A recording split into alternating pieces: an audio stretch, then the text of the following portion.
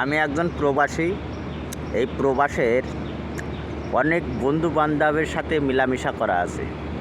বাংলাদেশে যদি 64টা জেলা থাকে, যদি 400-450-400-র উপরে থানা আছে, তো প্রত্যেকটা থানার লোকজনের সাথে কম বেশ কাজ করা আছে।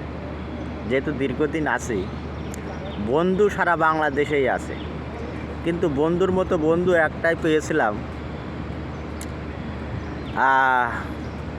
শরীয়তপুরের ইদ্রিস খান। আমার ইদ্রিস খান বন্ধুর অল ঠিকানাটা আমার কাছে ছিল, আমাকে দিয়েছিল, কিন্তু দুর্ভাগ্যবশত আমার মানিব্যাগটা হারিয়ে যায়। ওতে সব তার ডকুমেন্টসগুলো ছিল, তার ঠিকানা ছিল। হারিয়ে গেলে মালয়েশিয়ায় আমরা থাকতাম তো একসাথেই, তার যে নাম্বারগুলো ব্যবহার করতো সেই নাম্বারে আর কখনো তার সাথে যোগাযোগ করতে পারিনি। এই কারণে যদি আমার ইদ্রিস ভাই বন্ধু আমার এই ভিডিওটা যদি দেখে থাকে শরীয়তপুর, আমি তার কাছে আমার যদি কোনো ভুল ত্রুটি হয়ে থাকে, ভুল তো নাই, ওর শুধু একটাই ভাবে যে ভাই দেশে গিয়েছে, আমার বাড়ি যাবে। আসলে তার যে ডকুমেন্টসগুলো ছিল আমার মানিব্যাগের কিংবা মোবাইলের যে নাম্বার ছিল ওই নাম্বারে তো ঢোকে না, আর তার যে অ্যাড্রেস ছিল সেগুলো তো আমার হারিয়ে গিয়েছে।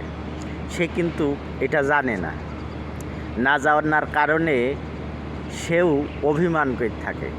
আর বিশেষ করে আমি মানুষের সাথে খোঁজখবর একটু কম রাখিনি বলতেই চলে। সেও জানে, কিন্তু সে আমার সাথে যোগাযোগ নিয়মিত এই সময় করত।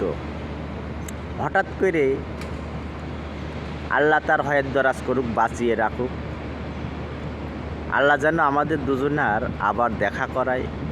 আমি সব সময় তার জন্য 5 ওয়াক্ত নামাজ না পড়তে পারলেও যতটুকু পড়ি, আমার বন্ধুটার ইদ্রিস খান তার কথা মনে করে দোয়া টোয়া করি। এমন একটা বন্ধু পৃথিবীতে খুবই প্রয়োজন সকলেরই। তবে আমার আল্লাহ যদি হয়াত দরাজ করে বাঁচিয়ে রাখে, আমি বাংলাদেশে যেয়ে তার ঠিকই খুঁজে বের করব।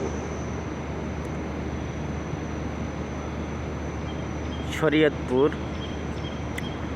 ওরা সদরের ভিতরেই ওনার বাসা। ইদ্রিস খান আমার খুব একটা কাছের মানুষ, প্রিয় মানুষ, কখনো ভুলতে পারবো না, ভুলবো না। আমার ভিডিওটা যদি কেউ শরীয়তপুরের মানুষ দেখে থাকেন, তাহলে একটু ভিডিওটা শেয়ার করবেন। আমার ইদ্রিস ভাই টিকটক, ফেসবুক এইসবগুলো অত ইন্টারেস্টিং না। ইন্টারেস্টিং সে মানুষের ভালোবাসতে পারে, একটু মানুষের সাথে কথা বলতে পারে। সে আমাকে, তার সাথে যতদিন মিশেছি, সে আমাকে সবসময় ছায়ার মতো আগলে রাখত। এত আমাকে খোঁজখবর টেক কেয়ার করত, যা আজও আমার রক্তের কোনো লোকও আমার সাথে এমন আমি পাইনি। তার কাছে আমি চির ঋণী হইয়া আছি। তো যাই হোক, শরীয়তপুরের ভাইয়েরা যদি এই ভিডিওটা দেখেন, অবশ্যই শেয়ার করবেন, যাতে আমার ইদ্রিস ভাইয়ের কাছে ভিডিওটা যেন পৌঁছায়। ভালো থাকেন।